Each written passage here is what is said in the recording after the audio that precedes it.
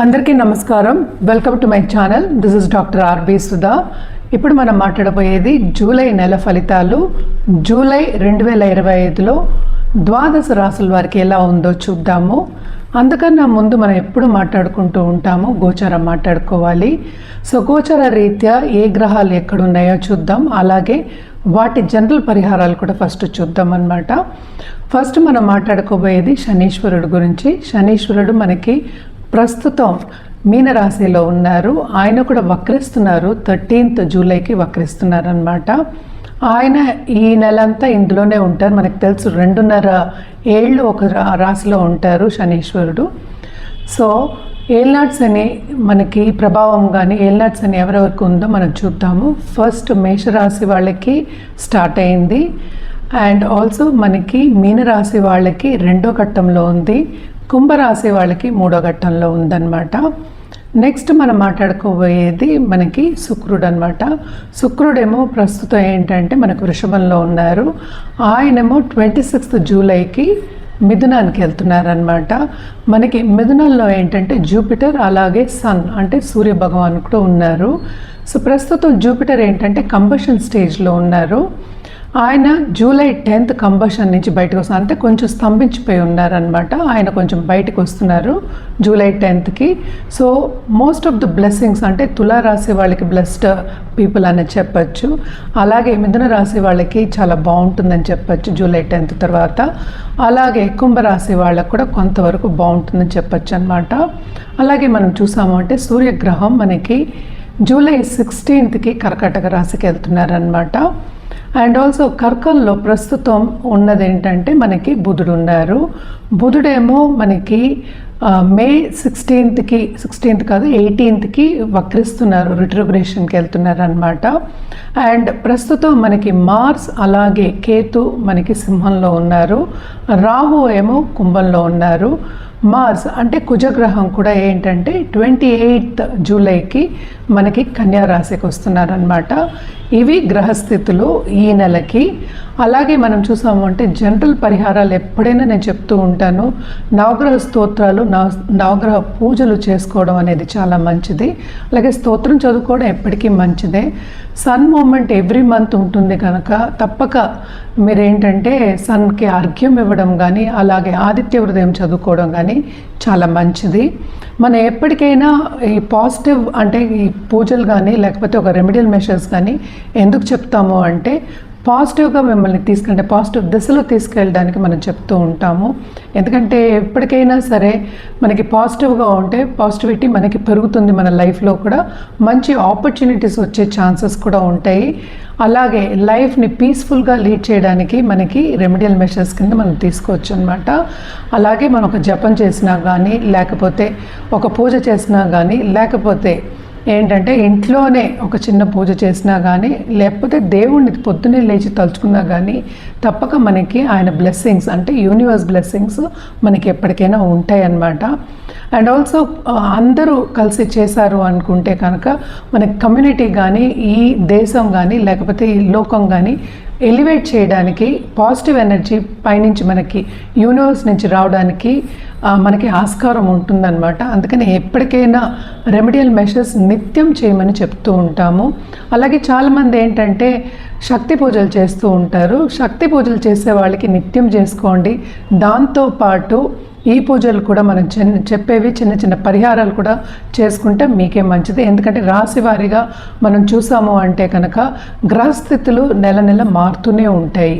అలాగే మనం చూసామంటే ఈ చంద్రుడు 2 రోజులకు ఒకసారి మారుతూ ఉంటారు. సో చంద్రుడిది మనం ఎక్కువ తీసుకోవట్లేదు. ఎప్పటికైనా చూసారంటే మీరు జాతక రీత్యా మనం రెమెడియల్ మెషర్స్ చెప్పడం అనేది కొంచెం ఏంటంటే కరెక్ట్గా ఉంటుంది. కొంచెం కాదు, అబ్సల్యూట్ కరెక్ట్గా ఉంటుందన్నమాట. ఎందుకంటే జాతకం చూసిన తర్వాత ఎందుకంటే లగ్నం వస్తుంది అలాగే రాశి వస్తుంది, మిగతా ప్లానెట్స్ అన్నీ కూడా మనకి వస్తాయి అన్నమాట.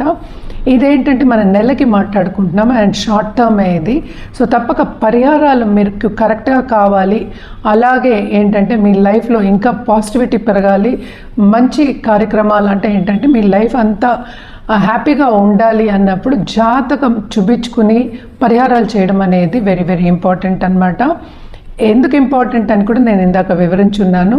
సో ఎప్పటికైనా సరే గ్రహస్థితులు మీ జాతక రీత్యా చూసినప్పుడు మాకు కూడా అర్థమవుతుంది ఎట్లా ఉంటుందని. ఇవన్నీ మనం చెప్పేది జనరల్ ప్రెడిక్షన్సే. సో జనరల్ ప్రెడిక్షన్స్ చెప్పినప్పుడు ఏంటంటే మిశ్రమం అవుతుంది. మిశ్రమం అంటే మనకి బ్యాలెన్స్ అవుతుంది. కొన్ని కరెక్ట్గా ఉంటాయి, కొన్ని కరెక్ట్గా ఉండదు. ఎందుకంటే రాశి పట్టి చాలామంది ఈ రాశిలో పుట్టిన వాళ్ళు ఉంటారు. నక్షత్రాలు కూడా ఒక్కొక్క రాశికి 2.5 ఉంటాయి అన్నమాట. అంటే ఏంటి 9 పాదాలు అనుకుందాము. సో తప్పక 27 నక్షత్రాలు ఉన్నాయి. సో ఒక్కొక్క రాశి వారిగానే మనం మాట్లాడుకుంటున్నాం కనుక తప్పక జాతక రీత్యా పరిహారాలు చేయడం కానీ సొల్యూషన్ తీసుకోవడం కానీ చాలా మంచిది. సో తప్పక జాతకం మీరు పరిశీలించుకోవాలి అంటే కనుక కింద స్క్రోల్ అయ్యే నంబర్కి అలా ఈమెయిల్ ఐడికి సంప్రదించవచ్చు. మా అన్ని వివరాలు చెప్పడం అనేది జరుగుతుంది. అలాగే అపాయింట్మెంట్ ఎప్పుడు తీసుకోవచ్చు, ఎంతసేపు ఉంటుంది, ఏం చేయాలి, ఏం రెమెడియల్ మెషర్స్ చేయాలి, ఎలా చేయాలి, మీకు తెలియకపోతే పూజారులు కూడా ఉన్నారు మన దగ్గర, ఏం పూజలు చేయాలి వాళ్ళ చేత చేయించుకోవచ్చు. అలాగే ఏ జాతి రత్నం వేసుకోవాలి అని చెప్పడం కూడా జరుగుతుందన్నమాట. ఎప్పటికైనా సరే ఒక జపం చేయడం కానీ, జపం అంటే ఏంటి, కంటిన్యూస్గా మనం దేవుణ్ణి తలుచుకోవడమే ఒక జపం అనుకుందాము. సో జపం చేసిన వాళ్ళకి కానీ లేకపోతే శాక్త పూజలు చేసిన వాళ్ళకి కానీ తప్పక ఏంటంటే life to a certain extent ఏంటంటే పాజిటివ్గా ఉంటుంది. వాళ్ళకి ఏదైనా వచ్చినా కూడా, కష్టం వచ్చినా కూడా వాళ్ళ ఏంటంటే మనస్తత్వం అనేది, మెంటల్ యాప్టిట్యూడ్ అనేది, మెంటల్ స్ట్రెంగ్త్ అనేది ఎక్కువ ఉంటుంది కనుక ఈజీగా వాళ్ళకి లైఫ్ అనేది సాగుతూ ఉంటుంది. తప్పక హ్యాపీనెస్ కూడా వాళ్ళకి చేకూరుతుంది అనమాట. ఇవన్నీ మనం చేసుకోవచ్చు. ఏమేమి చేయాలి ద్వాదశ రాశి వారికి జూలైలో రెమెడియల్ మెషర్స్ అండ్ ఆల్సో ఏంటంటే ఎలా ఉన్నాయి ఈ రాశుల వారికి అనేది చూద్దాం. ఇప్పుడు మనం మాట్లాడబోయేది సింహరాశి వాళ్ళ గురించి అన్నమాట. సింహరాశి వాళ్ళకి మనకి తెలుసు మార్స్ అండ్ కేతు ఇదే రాశిలో ఉన్నారు. అలాగే మెర్కురీ కూడా మనకి రిట్రోగ్రేషన్కి వెళ్తున్నారు. 2nd and 11th లార్డ్ రిట్రోగ్రేషన్కి వెళ్తున్నారు. ఎక్కడ 12వ ఇంట్లో. సో తప్పక వీళ్ళకి ఏంటంటే కొంతవరకు ఖర్చులు అయ్యే ఛాన్సెస్ ఎక్కువ ఉన్నాయి. అండ్ ఆల్సో వీళ్ళకి కూడా సూచన ఏంటంటే హెల్త్ కాపాడుకోండి అనేది సూచన. హెల్త్ రీత్యా చిన్న ప్రాబ్లం వచ్చినా కూడా తప్పక స్పెషలిస్ట్ని సంప్రదించడం అనేది వెరీ వెరీ ఇంపార్టెంట్ అన్నమాట. అలాగే ఖర్చు పెట్టడం చాలా ఎక్కువ ఉంది. పిల్లల మీద ఖర్చు పెట్టడం కూడా చాలా ఎక్కువ కనిపిస్తోంది అనమాట. కానీ ఎవరైనా ఫారిన్ వాళ్ళతో అంటే ఆన్లైన్ బిజినెస్ చేసేవాళ్ళు కానీ లేకపోతే కన్సల్టెన్సీ చేసేవాళ్ళు కానీ లేకపోతే ఆన్లైన్ అంటే ఫారిన్ పార్ట్నర్స్ ఉన్న వాళ్ళకి కానీ తప్పక చాలా బాగుంటుంది, విస్తరిస్తుంది అనే చెప్పాలి.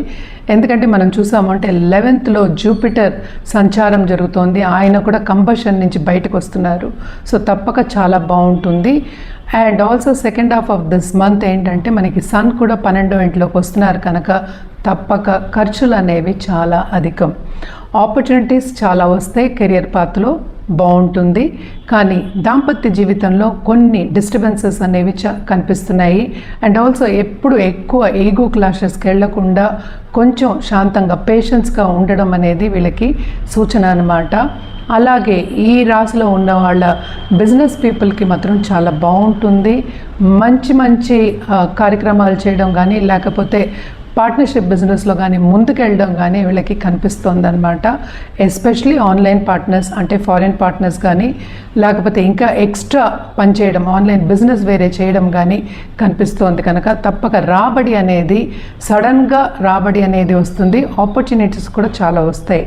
అలాగే ఉన్నత వ్యక్తుల పరిచయం వస్తుంది. వాళ్ళ మూలాన్ని పైకి వెళ్ళడం అనేది మనకి కనిపిస్తోంది అన్నమాట. కానీ అష్టమ శని ప్రభావం కూడా ఉంది కనుక తప్పక కొన్ని డిస్టర్బెన్సెస్ అనేవి సింహరాశి వాళ్ళకు కూడా ఈ నెలంతా కనిపిస్తున్నాయి అన్నమాట. అదొకటి కాకుండా towards end of this month Mars అంటే కుజుడేమో మనకి 2వ ఇంటికి వెళ్తున్నారు, కన్యకి వెళ్తున్నారు. సో ఆ టైంలో కొంతవరకు వీళ్ళకి బాగానే ఉంటుందన్నమాట. భాగ్యం కూడా డెవలప్ అవుతుంది, ఫైనాన్షియల్ స్టేటస్ కూడా ఇంప్రూవ్ అవుతుంది. సో తప్పక ఏంటంటే వీళ్ళు కూడా పరిహారాలు చేయవలసిందే. అండ్ ఆల్సో మనం చూసామంటే ఈ రాశిలో వాళ్ళు ఉన్న పిల్లలకి కూడా బాగానే ఉంటుంది. కానీ వాళ్ళ మీద ఖర్చు పెట్టడం అనేది చాలా ఎక్కువ ఉంటుంది. వాళ్ళని దారి చూపిస్తారు. అండ్ ఆల్సో స్టూడెంట్స్కి దూరపు దేశం వెళ్ళి సెటిల్ అవ్వాలి అనుకున్న వాళ్ళందరికీ చాలా బాగుంటుంది. ట్రావెలింగ్ కూడా షార్ట్ టర్మ్ ట్రావెల్ కొంచెం ఎక్కువే ఉంటుంది. దాని మూలాన్ని శ్రమ అనేది చాలా అధికం అనేది కనిపిస్తోంది. ట్రావెల్ ప్లానింగ్ కూడా చేసుకుంటారు ఈ నెలలో. అండ్ ఆల్సో మనం చూసాము అంటే ఈ నెలంతా కొంతవరకు మిశ్రమ ఫలితాలు సింహరాశికి ఘోషిస్తున్నాయి. హెల్త్ మాత్రం జాగ్రత్తగా చూసుకోండి. అండ్ ఆల్సో పరిహారాల విషయానికి వస్తే కనుక తప్పక సన్కి అంటే సన్ గాడ్కి సూర్యుడికి అర్ఘ్యం ఇవ్వడం, అలాగే మనం చూసామంటే ఆదిత్య హృదయం చదువుకోవడం. ఎందుకంటే హెల్త్కి మనం ఎప్పుడు ఎక్కువ ఆదిత్య హృదయం చెప్తూ ఉంటాము. ఆదిత్య హృదయం చదువుకోవడం. అండ్ ఆల్సో మనం చూసాము అంటే ఒక సాఫ్రాన్ గుంట ఫ్లాగ్ అయినా సరే, గుడ్ అయినా సరే ఇంటి దగ్గర పెట్టుకోవడం, దేవుడి దగ్గర పెట్టుకోవడం, అలాగే పూజించడం అనేది మంచిది. అండ్ ఆల్సో మనం చూసామంటే సింధూరం పెట్టుకోవడం మంచిదన్నమాట. ఆరెంజిష్ కలర్ ఉంటుంది కనుక సింధూరం పెట్టుకోవడం మంచిది. అలాగే ప్లాంట్స్ పెంచుకోవడం, ఏవైనా సరే చెట్లు కానీ ప్లాంట్స్ కానీ పెంచుకోవడం, చిన్నవి కానీ పెంచుకొని నీళ్లు పోయడం అనేది చాలా మంచిదన్నమాట. ఇవన్నీ చేసుకుంటూ ఉంటే వీళ్ళకి ఇంకా బాగుంటుంది.